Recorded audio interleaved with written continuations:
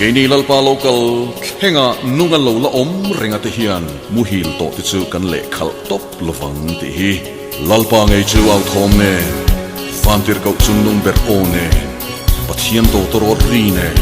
fana tangin alo chu to sia tin krista thi to te chu an thol ma sa anga chumin nuwa chuan kini nungan lo la renga te hi boruaka lalpa muak turin anmani rualin sumsinga te khian lak chawin kan oma Lalpa lokal le ni at baita tin bam tin fill the room Walwin mu hil te kai guru Unre arya to loka Rongkoi takin van chung chung lalpa lokal ni Van chung chung lalpa lokal le ni no lalpa ngai chu Lalpa iswa chi au kome Achung chung nyan rupi teki Andir ko chung nung ber one Patian to tarot dine Anak tangin alo kaldone Chunang ngai chu Chuna enge itana Puchal yang mai ngai Chalyam manyanin ngai karo Khet khatin muangan wa takin lalpa muang silo Kating muanga an rodami Lalpa amang silova Ringal tu te chudam remase Thutia ma thon ngai lo ni halami Athon lava atal sa te lor khol Akan sate lor kom turi pa lokal le dor ni Lokal le no haleluya Lalpa iswa chi au kome Achung chunga tuan rupi teki Antir ko chung nung ber one Patian to tarot dine rupi toki Anak tangin alo kaldone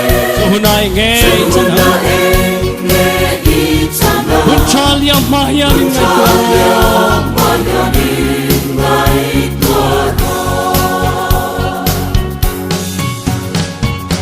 Amit yang rinte lor kontura Krista lokal le huntuan Kale uncuan Orang alam kan satu tecu Peno minan rumanga Penomingan rumang lalpa ringa sui tu te kan bena katar kan ngol halale Itu tecuan Lomat batar anreng ben haleluya Lalpa iswa chi au kome Achung chunga nyan rupi teki Antir ko chung nung ber one Patian to tarot dine rupi toki Anak tangin alo kaldone hunai ngai Chuna enge itana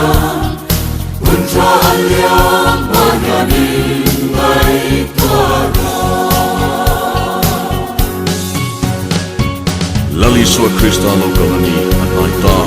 isua krista lalle chandam tu rorel tu ani na anga a local hun anaita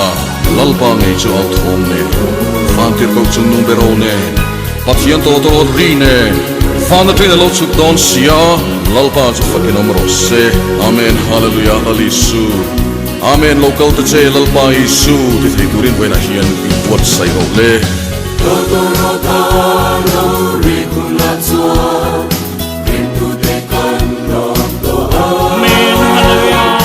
Lalpa ngai chu bar fai tuli Panang leho tenen chua sayol hamoi kan re Sayon tangoi kan rem toa o banuam to ne pyo Panuam donen leo Lalpa iswa chi au kome Achung chunga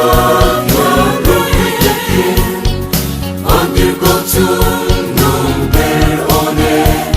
Patian to tarot dine rupi toki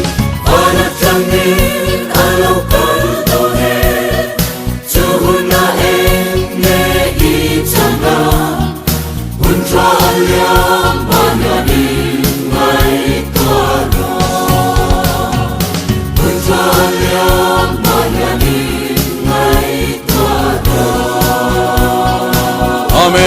lokal che lalpa Yesu hallelujah lalpa kan lo ma che